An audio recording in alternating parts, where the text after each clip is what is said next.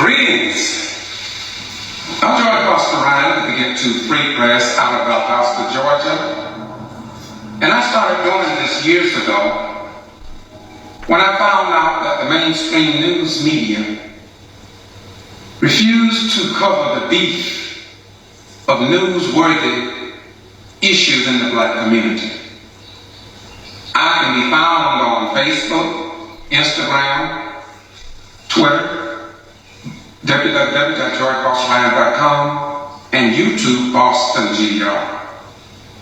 Without giving myself an introduction other than that, I just want to say that the Get To Free Press traveled to Douglas, Georgia because I am sitting with a person that needs to be exalted on black history in the same manner as Marcus Garvey, Dr. King, W.E.B. Du Bois, and others, because she is definitely a cornerstone in Douglas and Crawford County and surrounding areas. Her influence reaches up to New Orleans, Atlanta, and various cities and states across the United States. She's been on live action news. She's been on, you name it, and she's been there. And so today, without any further ado, I'm going to ask Commissioner Olivia Coley Pearson, who sits on the Douglas City Council. And let me say this while I'm at it, without getting too long, because I can talk about her for 3 hours. But I got to say this. In the black community, we have Uncle Sam Bowles and we have Aunt James. Commissioner Olivia Coley Pearson don't know what those words mean. However, according to the people that I've interviewed here in Douglas, we do have Aunt James, and we also have some Uncle Sambos here. But this lady came from a long line of professionals. She is a real professional. And today, we're going to let her have the floor because I want her to give her own introduction about herself. Then she has some books she's going to share with you on this Black History Month. But you all who know George Boston Ryan, you know I don't celebrate Black History Month. I don't.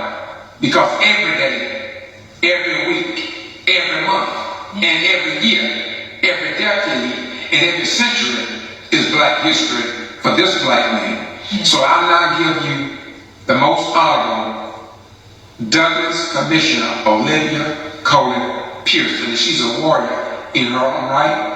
I'm going to step out of the scene and let her do her thing. To all my Facebook friends, y'all be entertained, be educated, and above all, be in action, because that's what Olivia Coley Pearson, she's in action. She don't just talk about it, she be about it. Thank you. Thank you, sir. Thank you so much for that warm introduction. Good afternoon to each and every one of you today. We just want to give God the glory for this day. We just can't praise Him enough. And I heard what Mr. Ryan was saying about not celebrating Black History during the month, because it is something we should definitely do every day and every month. So that is so very true. And that is one of my goals that I have set for myself and hopefully for my community. I said I was going to try to present something once every week to the community concerning Black history. But you know, time is of the essence, and that's kind of difficult to do. I have a very, very busy schedule. Maybe when I, have some more time, I can be able to start something such as that. That is something that I would really love for us to do. You know, it's important that we do this, not just once a month out of the year, but every day, every month, because we need to let our young people know that we have a very rich heritage. We have a very rich heritage, one in which to be proud of. And I am definitely very proud proud of my heritage. As most of you know, I am on the city council. I have been on the city council for Douglas, Georgia. This is my 23rd year. Next year will be the 24th year, the end of a 6 terms. So that will be a total of 24 years. And I've told several people that it's not my plans to seek re-election. And that's not my plan. Now, unless God shows me something differently, I have been trying to pass the torch to our young people in District 3 to prepare them, to get them ready to seek office for District 3. But let me tell you, it's not something that's going to be an easy task. Not if you go into the seat standing up for what is right. If you go into that seat to stand up for what is right, there are going to be all kinds of obstacles that come against you. But I'd like to say to you today, if you take on that challenge, first and foremost, you pray about it and ask God to guide you on it. And if God directs your path to do so, He will direct your path while you're in that office, because He has definitely directed my path. He has kept me. And when I say it's not going to be easy, as you all know, I have faced all kinds of obstacles, all kinds of fraudulent charges that were not true, because of the fact that I stand up for what is right, regardless of who the person might be, what the issue might be, how much money somebody might have. I stand up for what I believe to be right. And it has been, they've tried to silence me on the council by coming up with some rules that in order to speak on the council, you have to get 4 commissioners to allow you to speak. Well, and that was targeted at me. But however, a law center from Athens, Georgia, immediately got in, informing them that that was not going to work. That's a violation of the First Amendment right. It's a violation of several rights, your constitutional rights, because especially as an elected official, I have an obligation to not just speak. You know, it's mandatory, because I cannot represent my constituents in which I have been chosen to represent if I am silent. So to whomever chooses to run for a seat, please don't plan on being silent, because you can't represent your constituents being silent. Yes, Mr. Ryan. My question, because I've traveled with you and I know some of what you've gone through, I just would like for you to expound on, with everything that you went through, how did you make it through it? Thank you, sir.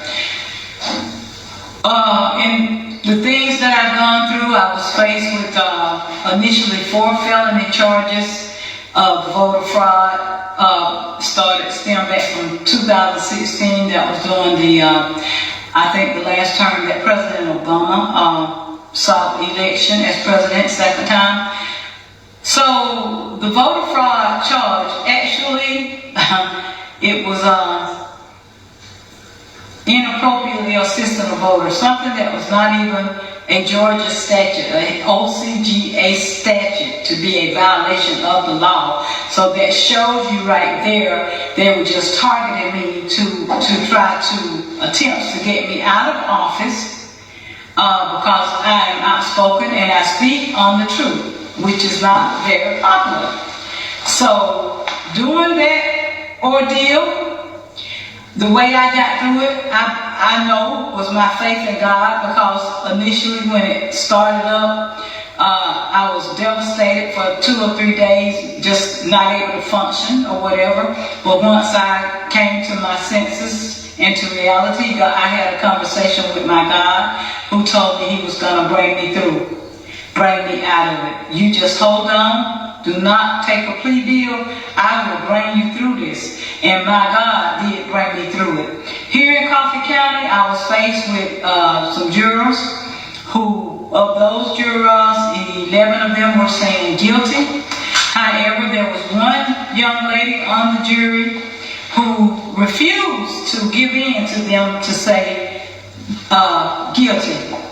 So as a result, she was threatened, was told she would be arrested if she didn't vote guilty, said she needed to go to jail because she was not in agreement with them. But that just goes to show me and to show you all it was God, because when that ended in a mistrial, and the district attorney himself, Ian Sunsop, at the time, assistant district attorney, still assistant, he immediately said to some news reporters that he was going to try my case again, immediately. Now he is going to try a fraudulent voter fraud case immediately, a second time. Not a murder trial, not assault and battery, not aggravated assault, none of that. But a fraudulent, made-up voter fraud case. He said he would try it again immediately. Well, however, it was tried again. And my attorneys from the Southern Center for Human Rights, who had became my attorneys during the second course of this being tried again, they put in for a change of venue because they had a survey done which showed and indicated that I could not get a fair trial here in Coffee County. Of the people who were interviewed, the majority of the white people said to that survey firm that I was already guilty. The black people who were interviewed, they basically stated they feel like I was guilty because they know me. They knew I hadn't done anything wrong. Never violated the law before. Why all of a sudden now, especially on something that didn't even have an OCGA statute. So my people, I'm saying to you, the results of that trial,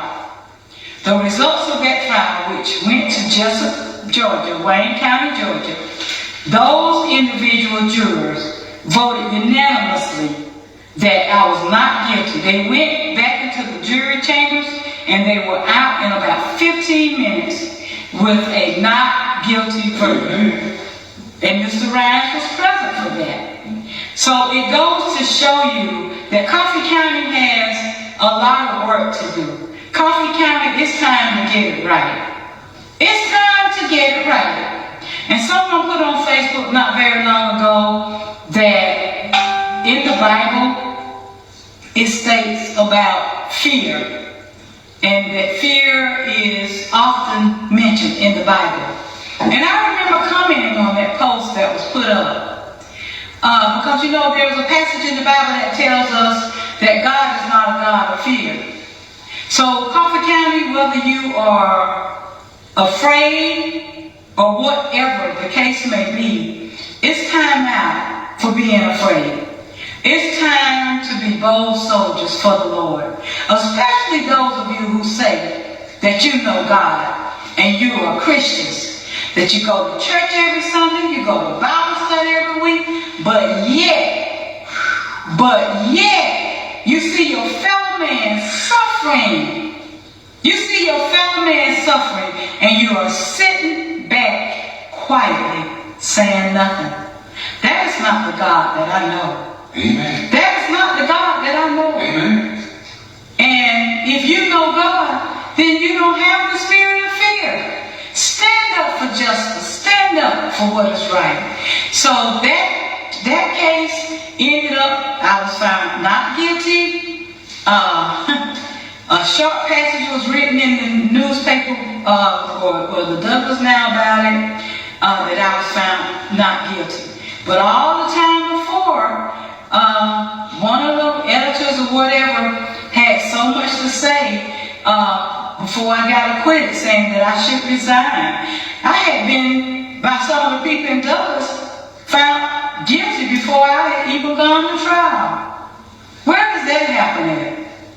Is that the kind of justice system that we want? Is that the kind of justice system that we should have?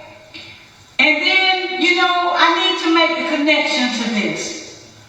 Because this is Black History Month. And you all know about the recent case about Mr. Lamar Aubrey. Those gentlemen were all found guilty with life sentences. Okay? Well, the district attorney over in Glenn County, Georgia, Jackie Johnson, who had ties with one or two of those gentlemen who had committed that murder. And the bottom line is, I just want to say right now while I'm thinking about it, God is so good. God is amazing. Because some people from Glenn County, Georgia came over to Coffee County, Georgia to assist me and support me with my case, that is how they found out the connection about Miss Jackie Johnson, the former DA who has been indicted because of the role she played in that Ahmaud Arbery case. They found out the connection between Miss Jackie Johnson and Mr. George Barnhill, who is the district attorney for the Waycross Judicial Circuit in which Douglas, Georgia sits in. Okay? So now DA Barnhill has announced he is not seeking re-election for a district attorney. And I've learned that Ian Sansai, the assistant district attorney who took me to trial twice on fraudulent charges, made-up charges, without an OCGA statute, is saying he's running for district attorney. My people, and when I say my people, I'm talking about all of you.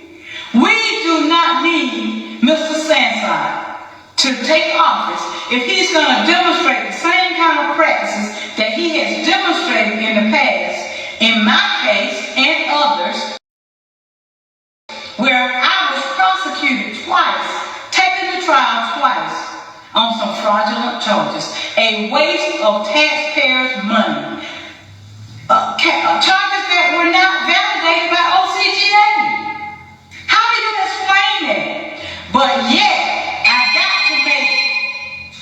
got to make the comparison.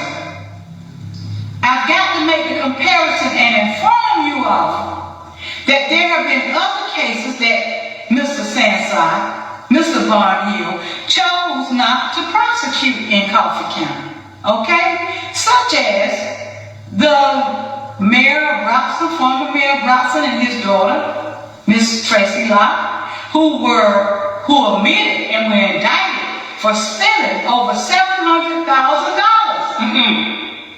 Over $700,000, but to this date, Mr. Sansai and Mr. Barnhill has not prosecuted, taken this case to court, and they were indicted. What city was this in? Bronson, Georgia, which lies in Coffee County. It's time to get it right, my people. If you want your future to be better for your children and grandchildren coming along, I tell you, I warn you, you better get it right. Because lo and behold, if you don't take a stand against these injustices, then trauma, travail, peril will fall on your descendants. It's time to get it right. And those are not my words saying that to you. That was the Holy Spirit speaking that to me right now. Galatians 6 and 7. God is not mocked, for whatsoever a man sow, that shall he also reap. And the Old Testament says, fall down to the third and fourth generation of those people that did that, but somebody will pay. Yes, that's Bible. So, like I say, and a lot of this stuff that has been revealed to me has not been Olivia Coley Pearson speaking. Sometimes I like, where's this coming from? But God works in mysterious ways, divine intervention. Amen. Because when I finally came down from that terror I was in after that initial indictment, my God spoke to me and told me, you continue to do what's right. You continue to stand on what's right. I am with you. And that is what I stand on. So, in honor of Black History Month, before you go into that, I would like for you to help yourself by letting the people know that what they put you through is no different from what they did to the Master Florida 9, the Equipment 10+2, Linda Harrison Meigs, Mayor Rufus Davis and Camilla, and I could go all across the state of Georgia. Wherever there are black elected officials, and Marianne Whoopaloo and Gordon, all these people that takes office as black folk and want to give a true of the money. Right. Because without exception, in every one of these communities that I've been to, about 18 of them, yes, sir, it's all about the money. Yes, sir. These white folk have been taking the money. And these auditors who come in once a year, they in the clique and among the slave.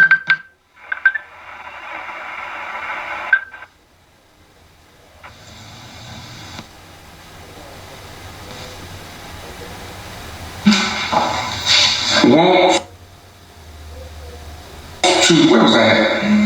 About being in the clique. Yeah. The auditor. These none of these cities want to do a forensic audit to get deep in the books. All right. To see how many years and decades somebody have been getting away with the taxpayers' money. Now, and I'm saying this because I want people to understand that whatever these white folk and these black symbols that Jane were taking you through, you're not in it by yourself. Right.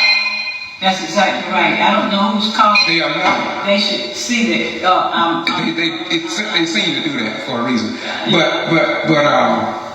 So I just wanted the people to know yes, sir, that this is a pattern, it's a pattern and a practice yes, to come after black elected officials. To keep them out of office. Now, one more thing, and I'm gonna put it back on you with the black history, but I wanted to mention this. Watch this.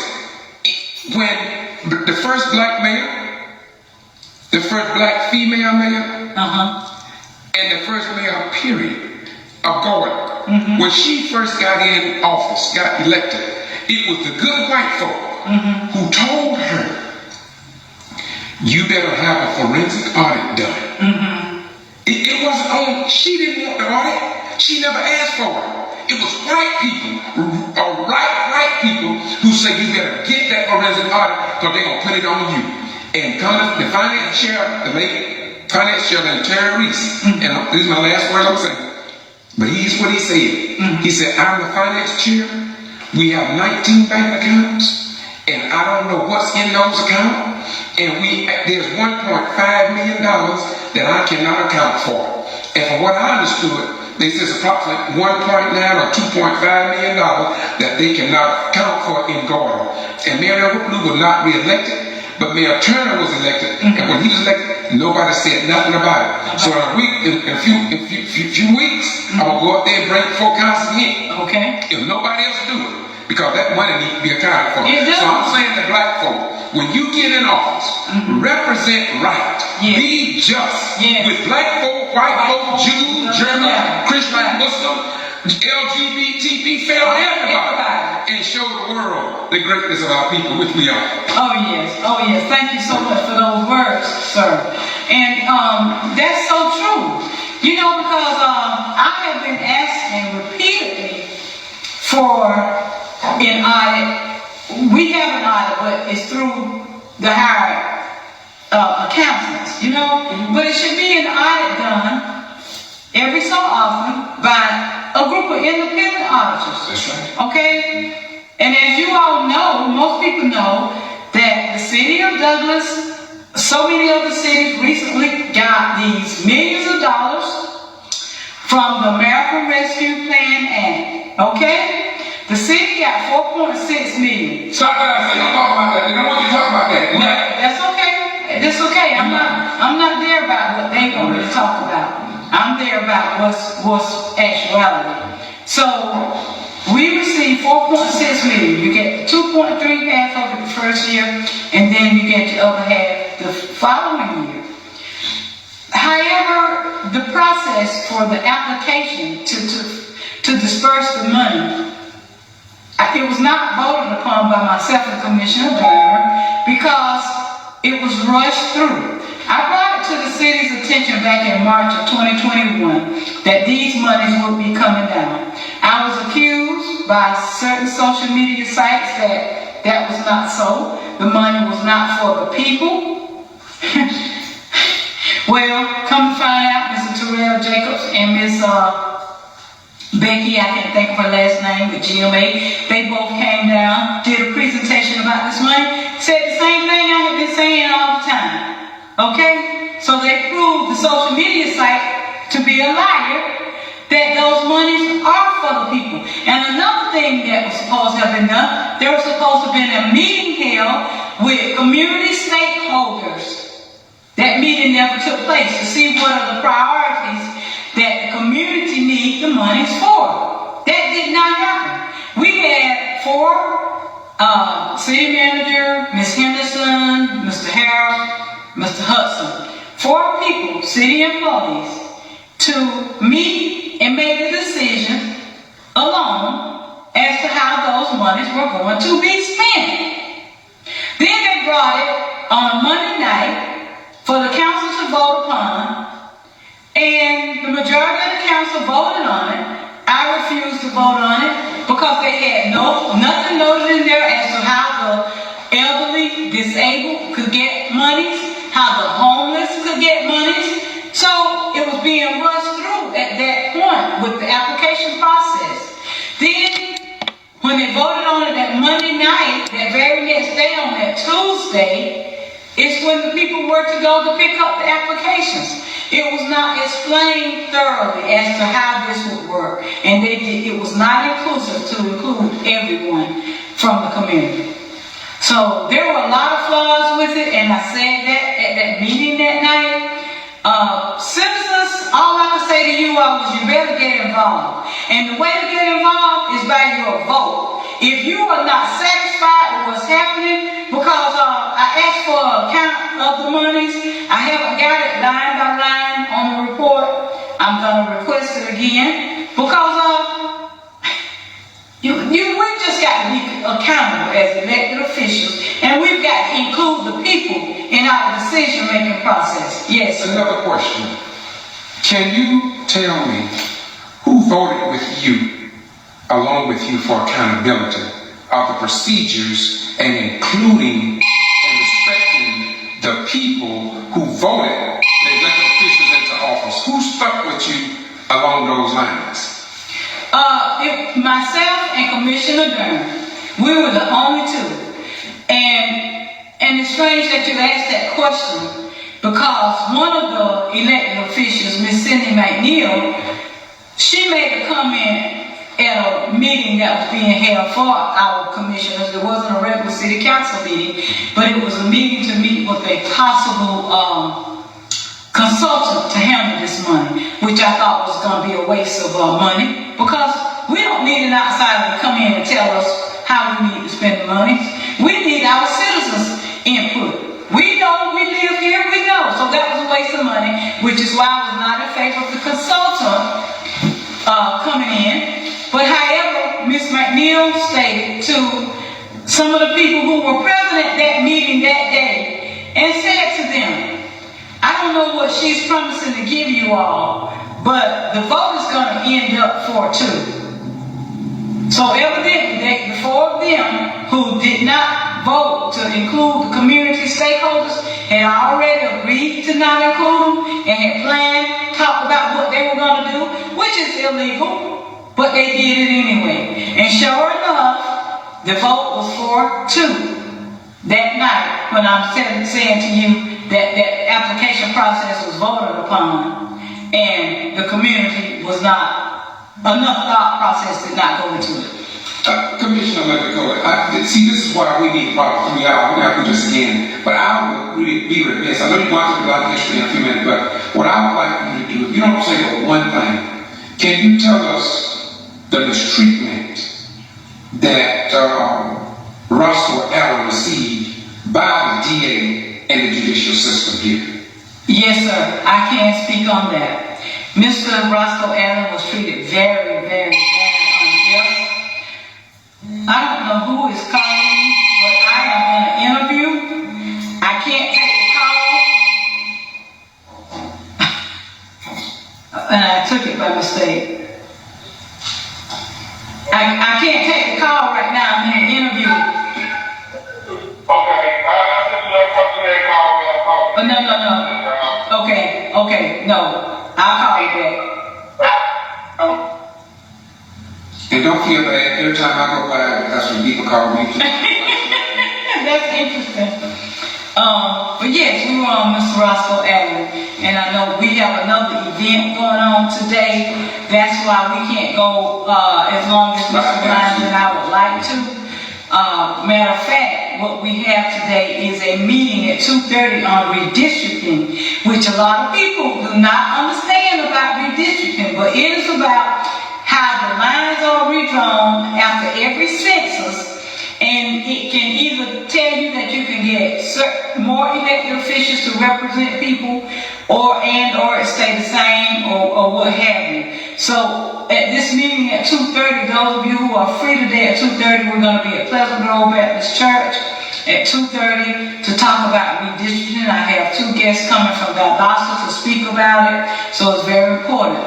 As a people, we have got to get involved. I cannot stress that enough. So about Mr. Roscoe Allen, it's very sad and unfortunate what happened to Mr. Allen. Mr. Allen had initially came to our city council meeting to request reimbursement for water sewer reimbursement. When he had developed an area called Alderman Circle, Alderman Drive area. At that time, the city of Douglas had a policy in place that if you're a developer and you develop certain areas that's blighted and need to be developed, the city would reimburse you your water and sewer expenses, an incentive to get developers to develop areas.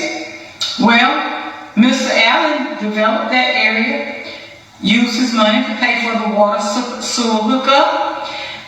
When it came time to get reimbursed, Mr. Allen was told that that policy was no longer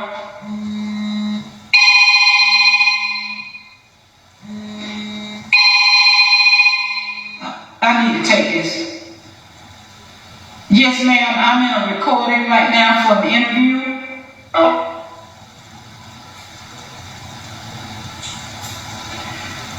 Mr. Allen was told that that policy no longer exists.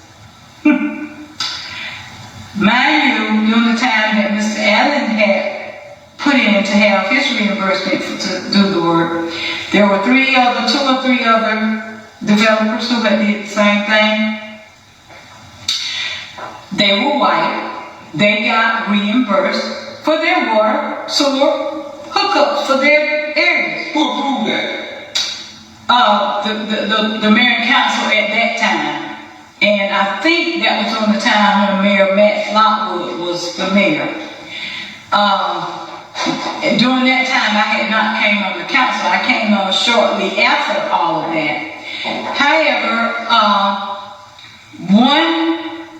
one commission, mayor and council, is not bound or obligated what the other mayor and council does, okay? So being that they did not approve him to get his money, when the current mayor, who is Tony Paul, got elected, Mr. Allen stated that he went to Mr. Paul and told him about what happened and asked him, once he takes the seat, would he support him to have him reimbursed for his water sewer money? Both of them are black. Yes. Mr. Paul is black and Mr. Allen is black. And that is what Mr. Allen said Mr. Paul said to him. Well, he said Mr. Paul informed him, you get it on the agenda, and when you get it on the agenda, I will support you to be reimbursed. Mr. Allen got on the agenda, and I was sitting on the council during this time, and when the vote came for Mr. Allen to be reimbursed of his money, some $40,000, the three black commissioners voted, Mr. Roper, myself, and Commissioner Durham, voted in favor of Mr. Allen being reimbursed. The three whites, I can't recall who those three whites were at that time, voted not to reimburse Mr. Allen. The mayor voted with the three whites to not reimburse Mr. Allen. Making a long story short, Mr. Allen came to our city council meetings from time to time, getting on the agenda, requesting again to be reimbursed. Each time he came, he was denied. I believe personally that the mayor became upset with Mr. Allen for coming to the city council meeting, exposing what was going on. Next thing I know, there was a hearing where Mr. Paul had taken out a restraining order to keep Mr. Allen from around him so many feet, however that works. I attended that restraining order hearing, and it was granted that by Mr. Mayor's request was granted that Mr. Allen could not be around so many feet of Mr. Paul. During that same hearing, there was a young lady present. During that same hearing, she was trying to get a restraining order taken against her boyfriend, ex-husband, whatever, or husband. I don't know what they were, but he was no longer in the house with her. She said he had been being violent towards her. Well, the judge, and I can't recall which one it was that presided, but the judge decided in her case that the restraining order would not be granted. But however, because it was stated there was not enough evidence. However, on the same day that Mr. Allen, the very same day of Mr. Allen and Mr. Paul's hearing, the judge granted Mr. Paul's restraining order. There was no one there to testify on Mr. Paul's behalf that Mr. Allen had stalked him, harassed him. There was no one there to testify to that. As a matter of fact, I was the only witness called on that day, and I was called in favor of Mr. Roscoe Allen, to whom I testified that I had not witnessed any incidents, because it was claimed that he had did something at a meeting to harass Mr. Paul. But that was a total lie, because I was present at the meeting that night and that did not happen. So Mr. Allen ended up, based off of a lie, having to go spend time in prison from that, based off of that restraining order. Because some kind of way they threw the restraining order and a previous incident that Mr. Allen had been involved with, which had not gone to court. It was combined, and it was allegedly stated that Mr. Allen agreed to get probation for the two incidents. During the time that Mr. Allen so-called agreed to those two incidents being put together, he was currently incarcerated based off of a lie that Robert Pearson and Tony Paul both told on Roscoe Allen, because I was on the phone with Mr. Allen at the time, and I know it for a fact. That's why I can say it was a lie, because I was on the phone with Mr. Allen at the time that he was passing by the block. Mr. Hawk and Mr. Pearson stated that Mr. Allen threatened to Tony Hawk up and whoop his ass, which was a lie. And when it came time to go to the court on that hearing about that, Mr. Preston was not present, Mr. Paul was, and he stated that hearing, that was not what Mr. Allen had said, what he had said, he said initially. Because information had been revealed showing that that was not the case. So, Mr. Allen sadly ended up spending some time at a facility and is now a convicted felon based off initially a bunch of lies. And he is a disabled veteran who served this country. Marine veteran who served this country. And I think he served in combat. I'm not certain. Yeah, I think he served in combat. He is definitely a disabled veteran, and it's sad for anyone, veterans, anyone, period, to have to be subjected to a criminal justice system that operates such as that. And I'm appalled. I'm appalled. Coffee County is still doing things that it shouldn't do. Let me ask you another question, just because of what I know and what I've gone through, even the Hill. What the guy named down there from Auburn Cave, what's his name? Barn Hill. Oh, Barn Hill. Do you think that this whole judicial circuit needs to be investigated? Most definitely. Most definitely. I was thinking the other day, with it being exposed, what happened in Glenn County with that former district attorney, with it being exposed, the connection between her and Barn Hill, and some cases that have been tried, like I've said, or not tried.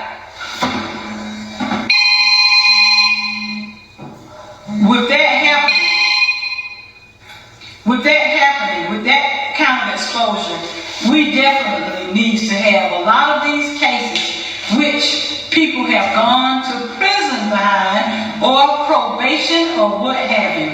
They need to definitely have an investigation in this judicial circuit, as well as the one over in Glenn County. Absolutely. Yes, sir.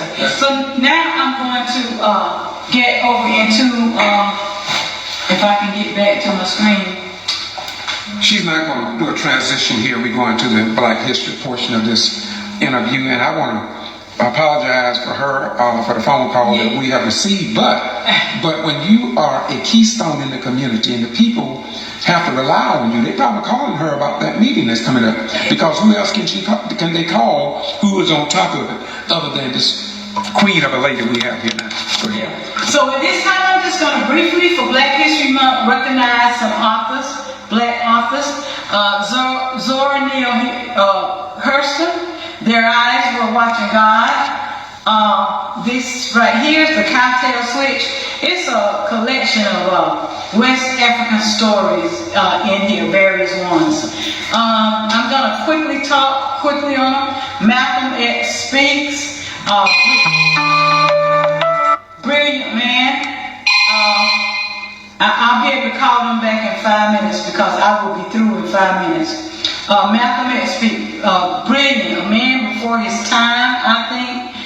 Just think of all that could have been done had he had an opportunity to live longer, him and Dr. King. And one of these books, I think it's this one. No, it must be this one. It's entitled Martin and Malcolm and America. Martin and Malcolm and America. A great book. I have not had an opportunity to read all of my books, and I have so many more.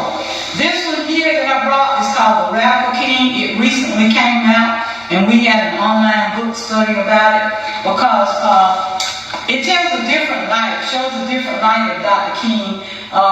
Initially he was the nonviolent, peaceful protester, but before he was assassinated and murdered, there was a different side of him coming out.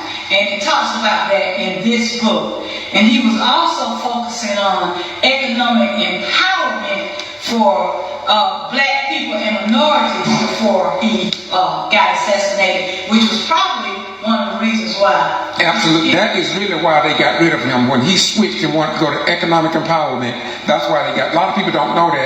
And I'm so happy that you are aware of it. A lot of people don't know that. Yes, sir. That's because you read. Yes, sir. Yes, sir. This one is entitled Black Rose, White Justice. Black Rose, White Justice. And it's by Bruce Wright. And I've had it for a long time. And it's amazing that even though it was written way back in, let me see the date, if I can quickly see it. Copyright, come on. I don't have my glasses on. Copyright 1987. 1987. And we are now in 2022. So that's over how many years ago? A long time. A long time. So what was happening then, it's still happening now. They're in black robes, but their robes are not representing what they are supposed to represent, because the judicial system is misproportionately sentencing people of color, minorities, Hispanics, and it's wrong. That's why I stated to you all about getting involved. Getting involved, because we've got to get these people out of the seats. The judges, the district attorneys, lawyers that's not doing right, want to take people money and not fairly represent them like they should. It's time out, people. So this is one. Before you put that book down, I want to add this, is that I have white attorneys. Yes, sir. And you'd be surprised what they tell me going behind closed doors at the country club and in the woods. Yes, sir. And you know, I won't be surprised, because some of them are for what's right and tell the truth. And that's what I was saying about some people being fearful. You know, it's no excuse for that. Historic Black Achievers. This is a hardback book that has a lots of African Americans in it. Harriet Tubman, Jesse Jackson, Thurgood Marshall. I can go on and on, but this is, I bought this book years ago from some college students who were out selling books. And anytime Andrew Young, anytime people come by, usually if I got the money, I'm gonna try to buy it. Jim Crow and segregation. Our young people need to know about all this stuff. We don't have this stuff being taught in our school system. I know we don't here in Douglas. Before you go there, because it seems like to me, even our black leaders are failing to address a major issue with this critical race theory. Mm-hmm. Now, lay that book back down. Everybody talking about the critical race theory, mm-hmm. and because they're offending people, do they consider how we felt when the Supreme Court labeled us 3/5 of a human being? Did that hurt us? When we went to inferior schools, mm-hmm. and when we were told that we could not even use the bathrooms and all this kind of stuff, was that not part of CRT to make people feel bad? Sir? And when we came over on slave ships and not even considered human beings, did that make us feel bad? So are they talking about the treatment? What in the hell are they talking about? Nobody putting two and two together. Exactly. It's critical. How did we feel when we went to vote and couldn't vote, yet we fought the wars of this nation? Right. Every war of this nation started the Revolutionary War. We fought in every war, but we didn't have the rights as Caucasian people. Nobody saw those alphabets, the CRT at that time, did they? Right. You're exactly right, Mr. Rhines. I was about to say Dr. Rhines, because you have such extensive knowledge, and I know you got a lot of education with you. But anyway, I'm going to call you Doc. But anyway, you're right. And oftentimes I don't think it's so much as them feeling bad. I think they're more so embarrassed, ashamed, and just don't want the truth to come out. But I believe you should know the truth, and the truth shall set you free. And while we're at this juncture, if I may, Commissioner, yes. may we add this? Yes, sir. All white folks are not racist.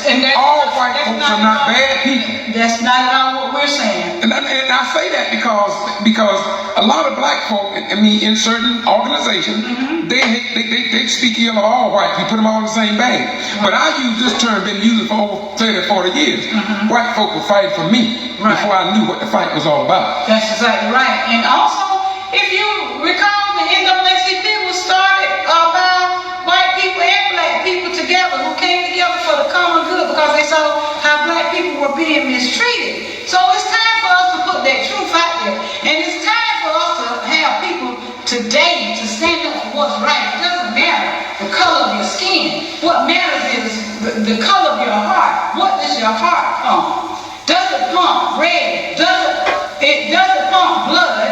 Or is it pumping Kool-Aid? Okay? Barack Obama, the audacity of hope, our first black president. This one right here, this is probably the last one I talk about. Walking with the Wind. Walking with the Wind by former Congressman John Lewis.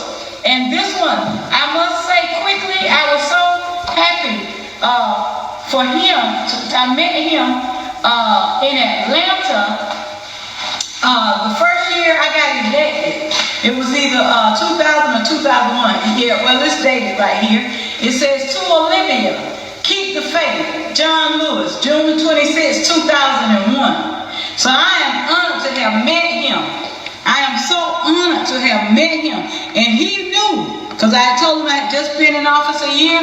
He knew some of the obstacles I was going to face, because for him to say that message to me, keep the faith, he knew it was going to take keeping the faith to withstand the wiles of the enemy, because this is not an easy journey out here. I have a few more there that Mr. Ryan can focus on. Let me focus on. Let me say a few words about several of these. Okay. First one, Obama, the audacity of hope. Now, you all don't know it. I'm looking to a video. If you go to my channel, Boston G.B.R, you'll see why I did a video about this one, audacity of hope. But what they say when he took office, whether you all know it or not, I got it recorded. They say he was the Antichrist and he was going to destroy this country and he was going to take it over. It didn't happen, did it? Somebody lied. In this book here, Halle Belafonte, I don't know if you all read this or seen this one. In this book, Halle Belafonte talked about some things that, well, I won't get into that. It may take too long. I don't want to say it. But anyway, should I? No, I'll skip it. But he knew some things that Dr. King, I'm going to say it because it's very powerful. Halle Belafonte talked about Dr. King, and it may go with the other book she said, but he said, and this has been on TV, it's on TV, you can Google and find out that I ain't lying to you. He said, Dr. King at one point said, I'm afraid that I have led my people into a burning house. And then he said that he turned and asked King, well, what should we do? And he said, we all must become firefighters. Now this is one I read also, Nat Turner. If you read this, it was when Nat Turner was flying with the mule, and I fly the mule too. And as Nat Turner would look and see the dirt road, he saw things that he thought that God was speaking to him.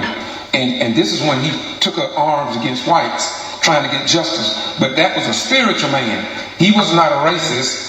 And that's just the way it is. Now, we come over here. Let me stop. But anyway, let's go through a few of these so we can move on. We got another meeting to go to. And I'm still getting phone calls. People think I don't know what it is. People want to call you, but that's okay. But anyway, so y'all, back on you, baby. Okay. Well, thank you so much for highlighting on those. I'm going to get ready to end it. And I'm going to end it on this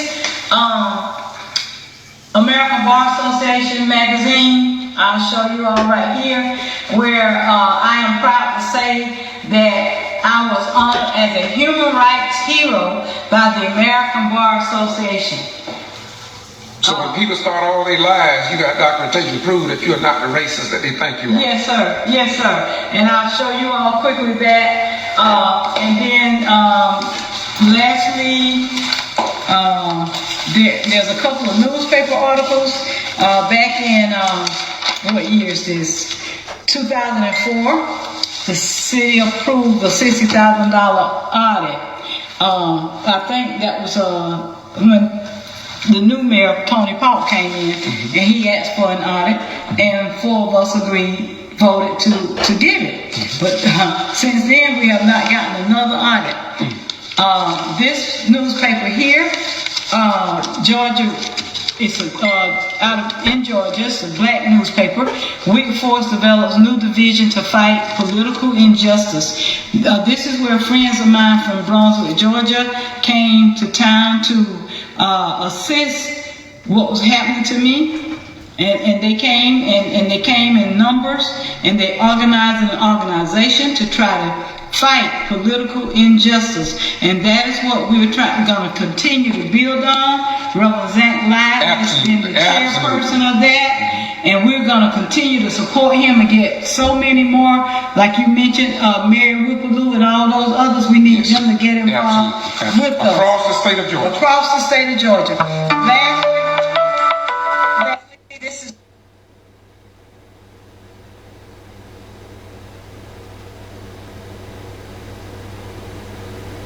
that's not the one I thought it was.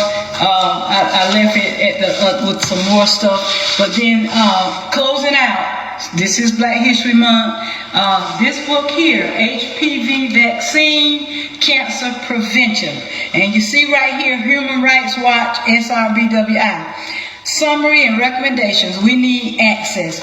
This book, and I'm going to have some of these to give out at my meeting at 2:30. This tells about the research study that was done by various black women who are members of SRBWI, Southern Rural Black Women's Initiative for Economic and Social Justice, and the Human Rights Watch partnered together to do this study on cervical cancer and how it is killing black women at an alarming rate. So I have some of these. Those of you who want some, I'm going to have some available. Please feel free to get one. We're going to quickly go outside right now to get a quick picture of the building where we are today. We are at the Coley Resource Center, and I'm just going to talk briefly outside about how this center got named as the Coley Resource Center. I'd like to thank former Commissioner Johnny Roper, who had the vision to get this building built and named in honor of my mother. And my mother is the one responsible for me taking on the things that I've taken on. She told me, and she lived for 10 months after I got elected. And she told me, I don't care if you have to stand by yourself. You stand for what is right. And God will stand with you. And she said at a meeting one time, anybody who's not standing for the people, representing the people, they do not need to be sitting in elected official seats. So we'll take a quick video picture of okay, but first of all, outside. If you can, what's your mother's name? What year was this building built? And did you have any obstacles in getting it built? My mother's name, Gladys Coley. And there were some obstacles because initially there was a center downtown, a youth center, that the citizens had signed a petition to have that center named after my mother. Okay. However, the council would not agree to do it. So to this day, that center, the youth center, has not been named. So I guess they said, we won't give you that, but we'll give y'all this. And they gave us this facility, which is much smaller and needs a lot of work. Okay, before I close this portion out, because we're going to let you talk. But what I would like to say is that this is why it's so important for us to record our own news stories. Right. Because you all may say, well, Brother Ryan's is not a professional. He don't have the bright lights, and he walk around with the camera and he interrupt. But look here, those professionals that you know, ask them to do this with this beautiful lady here and see what happens. They are soundbited, but you will never get, as Paul Hard would say, the rest of the story. And I want to thank you, my beautiful sister, for calling me to cover this, because I go to a lot of places and this is what I do, because I love you. I love you as well. Just this much. I love you so much too. Thank you. Thank you for your work that you do, Mr. Ryan, because we don't have anyone reporting and telling these stories that need to be told. So I thank you so much. Anytime I've asked you to come, you have came, and I just appreciate it so much. And we're going to continue to work together. And we're going to get someone training up under you to do those videos whenever you get tired and don't feel like. Well, I'm tired. I'm ready to quit. Well, thank you. So if you want to just, we'll stand outside right Yes, all right, we'll walk outside. I'm going to turn this camera off. I'm going to take the other one out. Okay. We're going to walk outside right Okay. quickly to just get an outside view of that. Once again, this is the Get to Free Press. I'm George Boster Rhymes at the Gladys Coley Center, and this is in Douglas, Georgia, in Coffee County. And I've been over here several times for different events, and I do this. I don't get paid for it. I know y'all think I do. I just like the videos I post. A lot of people tell me, Ryan, you making money off the KJKs. I've never gotten a dime. I ain't got a penny all this since I've been doing this since 1975. And people won't donate to me, but they'll donate to everybody else. It's okay. It's okay, because some of us got to do this, that we can show that we love somebody. Go ahead, sister. I was just going to show you over here, there was a flagpole for in honor of the people who were responsible for getting redistricting done years ago, so that we could currently have an African-American mayor. So these are the people. And this is it. This is that. In memoriam, the persons below are key leaders pursuing civil rights for Douglas and Coffee County during the 1960s, 1980s. Johnny L. Roper, Gladys Coley, Jackie Claire Allen, Elisha Harrell, Reverend Woodrow Gaskin, Frank Jackson, Mary Garman, Lily, I think it should be Littleton, Oscar Street, and J.D. Murray. Dedicated on February 27, 2014. How does it make you feel to be a part of this? It went on. How does it feel to be a part of this historic accomplishment? Oh, I am so proud. I am so proud to have this heritage that my mother set forth, being a part of. I just can't explain how happy I am. Okay, now one other thing, because I believe in thoroughness and completeness and correctness. Could you tell me what is the address here so people could come who just want to come and look at what's the address over here? The address here is 608 East Roper Street, Douglas, Georgia, 31533.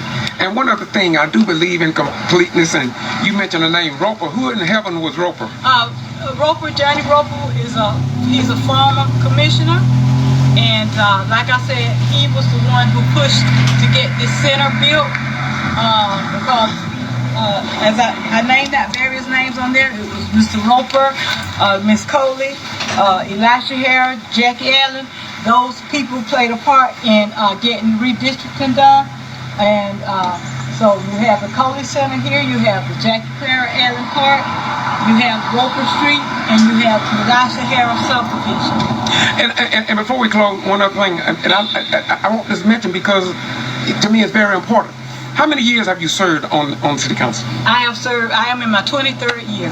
Okay, and I think it's a part of history that how many times was you challenged by somebody running against you? I was only challenged one time out of the 20-something years. So you and I won. So you must have been doing a good job. I hope I have been. Thank you so much. I hope the citizens are pleased with the work that I've done. And even if I'm not on the council, if I don't seek re-election, whatever I could do to help the community, that's what I'll do, because that's what I'm about. You one strong black lady, and I put you in the circle with Dr. Nancy Dennard. I put you in the circle of Linda Harris, and above all, Mary Ann Whippaloo, because they know they ran her down the street bad. Yes. But she stood her ground. That's right. And she's still standing. And yes. And for us over, she just might be mayor of Gordon again. Okay. And hey, I'm gonna leave on this note. To God be the glory. Okay. And I'll meet you at the other meeting, right? Yes, sir. I'm gonna follow you. Church at 2:30. I'm gonna follow you, okay? Okay. All right. Thank you very much. Thank you. Once again, this is Get to Free Press. I'm George Boston Rhines, and I want to say to the people who've been trying to call me is that I'm live, and so I'm not going to cut the video off to talk to you. And I wish that when you all call me, if you see I don't return your call, that I'm probably live, and I'm not going to take your call. And the sooner you all understand that, the better off we all can enjoy our videos. Now, on my other camera, I can cut out the calls, but because this is live, I cannot. And I want to say to everybody that tune in, you are special. Because when you talk like this, very few people will tune you in. They'll tune with you, all right. They'll tune you out, okay? But many people that go to church, that go to mosques, go to synagogues, go to temples, go to cathedrals, they will not even go to city council or county commissioners meeting. They won't get involved in nothing political. They say God don't want them to get in nothing political. And so all they want to do is go to heaven. I used to be the same way, and I'm not downing you all, but I used to be the same way. But when I saw people such as Commissioner Olivia Pearson going through hell in high and low water, and the religious leaders would not join them because they were scared as hell. Yeah, they were scared of these white folk. Scared they're going to lose their job. Scared they're going to lose their rank if they was in the military. But the people that knew me in the military, when I was department manager at Walmart here in Valdosta, I never backed down. And I stood up for my people. And if that job wasn't for me, I knew God would give me another job. And before I went to Walmart, I had my own store for 14 years. Because I'm a believer in what God has for me, you can't take it, including my life. And if you want my life, and if you can take it, and when I leave here, you won't see me complain. I tell my children all the time, if I don't wake up in the morning, I'm a happy man. I don't have no problems. I'm not worried about nothing. I got a little money in the bank, a little bit, not much. Got a home, but I can't take none of that with me. I'm one of the happiest black men you will ever meet. And this is why a lot of people I be with, they don't understand me. But brother, I'm telling you, when you get rid of the fear of death, and when you get rid of all this junk that keep us distorted and can't breathe right, can't walk right, don't look right, don't smell right, you don't even sound right when you're speaking of it, can't breathe right, can't taste right, because you're all messed up. But when God free you from life and let you know that It is appointed unto man once to die, and after that the judgment. I'm not worried about this. I'm just passing through as a tree that's dead. But just because the tree is dead don't mean it has served its purpose, because if you cut it down, you will see beetles and worms in it, and it's still serving a purpose. Y'all have a nice day. May God bless you. May heaven smile upon you. And if I were going to close with the scripture, I would give you Psalm 133. Behold, how good and how pleasant it is for brethren to dwell together in unity. For it is like the precious ointment upon the head that ran down upon the beard, even Aaron's beard as the dew of Hermon, and as the dew that descended upon the mountains of Zion. For there the Lord commanded the blessings, even life forevermore. Y'all have a nice day. May God bless you. But even more important than that, let us be a blessing to one another. Because God, Jesus said, if you mistreat any of the little ones, whatever you do for them, you do it also unto me. So take it for what it's worth. Bye-bye. We go.